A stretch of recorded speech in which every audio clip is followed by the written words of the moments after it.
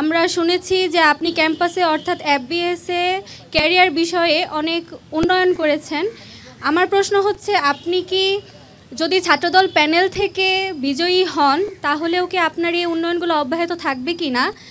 আর আমি যেহেতু কলা ভবনের একটা ডিপার্টমেন্ট থেকে প্রশ্ন করছি, আমি জানতে চাই আর্টস ফ্যাকাল্টি সম্পর্কে আপনার ভবিষ্যৎ পরিকল্পনাটা কি? ধন্যবাদ। জি ধন্যবাদ। আপু কিন্তু একটা সুন্দর একটা প্রশ্ন করছে। আচ্ছা, আমি প্রথমে উত্তরটা আমি দিই। আমি যেহেতু বিএনপি পরিবার থেকে আমার যেটা গ্রোন আপ সেটা, আর আমি অ্যান্টি গভর্নমেন্ট রাজনীতিটা পলিটিক্সটা মেইনলি তখন থেকে কন্টিনিউ করতাম আর কি। তো সেই জায়গায় আসলে আমার এফবিএসের বাইরে গিয়ে কোনো কাজ করার আমার মূলত কোনো রকম সুযোগ ছিল না। কারণ আমাদের এফবিএসের যেটা সেন্টিমেন্ট, আমাদের এফবিএসের মেইন সেন্টিমেন্ট হলো কর্পোরেট সেন্টিমেন্ট। ওখানে আপনার পলিটিক্যাল আলাপ বা পলিটিক্যাল যেটা যে বিষয় অতটা আনাগোনা আমাদের এফবিএসের মতো নাই। তো সেই জায়গায় আমি আসলে এফবিএস কেন্দ্রিক যথেষ্ট কাজ করার সুযোগ আল্লাহর মতো আমার হয়েছে। কলাভবন কেন্দ্রিক আমার কিছু প্ল্যান আছে। কলাভবন কেন্দ্রিক আমার যেটা প্ল্যান সেটা হলো কলাভবনের যেটা অনুষদের বিভিন্ন ডিপার্টমেন্টের যে কোর্সকে আপডেট করতে হবে। প্রথমত আমি কিছু র্যান্ডম স্টুডেন্টের সাথে কথাবার্তা বলেছিলাম। কথাবার্তা বলার পর যেটা আমি মোটা থেকে ফাইন্ড আউট করতে পারছি, এখনও নাকি ম্যাক্সিমাম কোর্স যেগুলো আগের আমলের, মানে ওই কোর্সগুলো এখন আসলে বর্তমানের সাথে রিলেভেন্ট না। ওই কোর্সগুলোকে আমাদের আসলে একাডেমিক সিস্টেম থেকে ওই কোর্সগুলো আমাদের একটু আপডেট করা দরকার। যদি আমরা কোর্সগুলোকে আপডেট করতে পারি তাহলে সেই জায়গায় একাডেমিক্যালি আমরা মোটামুটি একটু আধুনিক যুগের সাথে আমরা তাল মিলে চলতে পারবো। শুধুমাত্র এটা কলাভবনের শুধু কলাভবনের কোনো সমস্যা নেই, এটা আমাদের এফবিএসের সেম সমস্যা। আমি এখন পর্যন্ত দেখলাম আমাদের ডিপার্টমেন্টে এমন কিছু কোর্স যেগুলো বর্তমান প্রেক্ষাপটে কোনো রকম রিলেভেন্সি নেই।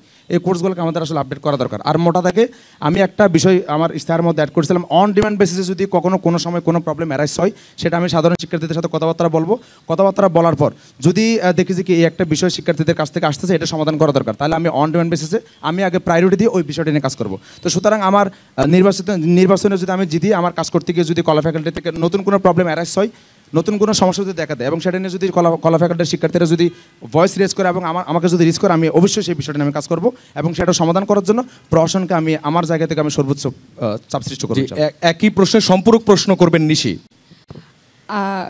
রূপক ভাই, আপনার কাছে আমার প্রশ্ন, ঢাবির শিক্ষার্থীদের ক্যারিয়ার নিয়ে আপনার অভিজ্ঞতা আছে কি আদৌ? কি কাজ করেছেন 18 সাল থেকে 25 সাল পর্যন্ত? ধন্যবাদ। শেষ হয়নি। আপনার যদি কাজ না থাকে এই সেক্টরে, অভিজ্ঞতা যদি না থাকে, শুধু সংগ্রাম দিয়ে তো আর শিক্ষার্থীদের ক্যারিয়ার আপনি সেটেল করে দিতে পারবেন না। এখন আরেকটু জায়গা যাই, আপনি ছাত্রদলের প্যানেল থেকে যে কোনো ধরনের পদ আপনি নিতে পারতেন, মনোনয়ন নিতে পারতেন, কারণ আপনি একটা দল থেকে প্রতিনিধিত্ব করছেন। আমি জানতে চাই আপনি কি কাজ করেছেন 18 থেকে 25 সাল পর্যন্ত, একটু বলে যান। আসলে সংক্ষেপে আমরা যারা ছাত্রদল করি, এটা আমাদের জন্য খুব কমন একটা কোয়েশ্চেন এবং নিশা আপু এই কোয়েশ্চেনটা করবে আমি জানতাম। এটা নিশা আপু না করলে অন্য কেউ করতো। আমার পোর্টফোলিও যদি আমি বলি, 2018 সাল থেকে 19 সালে যখন আমি ক্যাম্পাসে আসি, আমি আপনাকে প্রথমেই কিন্তু আমি সবাইকে একটা বিষয় আমি আলাপ দিছি, আমি সবাইকে জানান দিছি, আমার এফবিএসের বাইরে গিয়ে কাজ করার কোনো সুযোগ ছিল না। এফবিএস কেন্দ্রিক আমার একটা নিজের দাঁড় করানো একটা সংগঠন আছে, চিটাগং কর্পোরেট ক্ল্যান। ওই কর্পোরেট ক্ল্যান থেকে আমি মোটা থেকে আপনার স্বপ্ন বিনির্মাণ নামে আমি একটা প্রতিযোগিতা আয়োজন করছিলাম। এর বাড়িকে আপনার হল রিভিউ নামে শিক্ষার্থীদের যাতে হলে কোনো রকম থাকতে কোনো সমস্যা না হয়, এগুলো ফার্স্ট ইয়ারের আলাপ। এরপর আরও আসতেছি, ফার্স্ট ইয়ার থেকে আমার শিক্ষার্থীদের নিয়ে কাজ করার অভিজ্ঞতা ফার্স্ট ইয়ারে আসার পরে আমরা সংগঠন রান করেছিলাম। সংগঠন রান করার পর সেখান থেকে আমরা স্বপ্ন বিনির্মাণ প্রতিযোগিতা এবং হল রিভিউ নামে আমরা একটা সেশন করেছিলাম। এরপর যখন আসলাম, এরপর আস্তে আসার পর আমরা বিশেষ করে কোভিডকালীন সময় আমরা 200 জন শিক্ষার্থীকে নিয়ে আমার উপজেলায় আমার কাজ করার সুযোগ হয়েছে। তাদেরকে আমরা বৃত্তির ব্যবস্থা করেছিলাম এবং তাদেরকে স্কিল ডেভেলপমেন্ট করার জন্য আমরা বিভিন্ন রকম কোর্স লঞ্চ করেছিলাম এবং আমরা সরাসরি তাদের সাথে ওয়ার্কশপের ব্যবস্থা করেছিলাম। এটা ছিল আমার এলাকার আলাপ। এবং এফবিএস কেন্দ্রিক আসার পর শিক্ষার্থীদের নিয়ে নিশাপু যে আলাপটা দিছে, 23 সাল থেকে শুরু করে আজকে 25 সাল পর্যন্ত এফবিএস আপনি আমার তো অনুষদের বাইরে গিয়ে কাজ করার সুযোগ ছিল না, সেটা আমি বারবার বলতেছি। মোটা থেকে আপনি দেখবেন আমাদের ইলাইব্রেরিটা আমাদের একটা মেইন একটা ফোকাল পয়েন্ট এবং এটা নিয়ে সবাই কথাবার্তা বলে। সেই ইলাইব্রেরিটা 1 বছর যাবত বন্ধ ছিল। আপনার আগে যেটা ছিল সেখানে 1 বছর যাবত বন্ধ ছিল। ওইটাকে ট্রান্সফার করে হাবিবুল্লাহ কনফারেন্স হল নেওয়ার পেছনে মুখ্য ভূমিকা আমি এবং আমরা রাখছিলাম। এটা স্থানান্তর করার জন্য 500 জনের আমরা গণস্বাক্ষর কর্মসূচি নিয়েছিলাম এবং সেটার পাশাপাশি আমরা ডিন অফিসকে আমরা প্রতিনিয়ত আমরা লিখিত আবেদনের মধ্যে আমরা বারবার আমরা চাপ সৃষ্টি করেছিলাম। এবং এফবিএস আমাদের ফুড কোর্টে প্রথম দিকে আপনার কোনো রকম ডিসকাউন্ট ছিল না। টেস্ট স্টুডিওতে আমাদেরকে গণহারে সবার কাছ থেকে একটা মোটামুটি একটা অ্যামাউন্ট চার্জ করতো।